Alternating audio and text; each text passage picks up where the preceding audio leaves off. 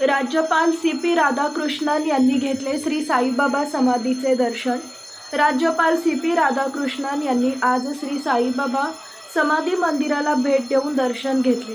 त्यानंतर त्यांच्या हस्ते पूजा व आरती करण्यात आली।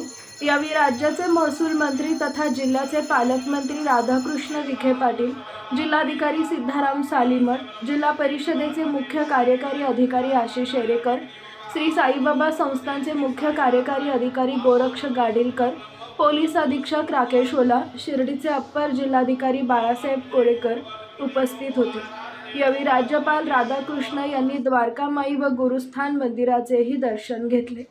साईबाबा संस्थानच्या वतीने श्री साईबाबांची मूर्ती देऊन राज्यपालांचे स्वागत करण्यात आले। तत्पूर्वी राज्यपाल सी.पी. राधाकृष्णन यांचे शिर्डी विमानतळावर आगमन झाले। पालकमंत्री राधाकृष्ण विखे पाटील यांनी जिल्ह्याच्या वतीने त्यांचे स्वागत केले। यावेळी जिल्हाधिकारी सिद्धाराम सालीमठ, जिल्हा परिषद मुख्य कार्यकारी अधिकारी आशिष एरेकर, पोलीस अधीक्षक राकेश ओला, अप्पर पोलीस जिल्हाधिकारी बाळासाहेब कोळेकर आदी उपस्थित होते।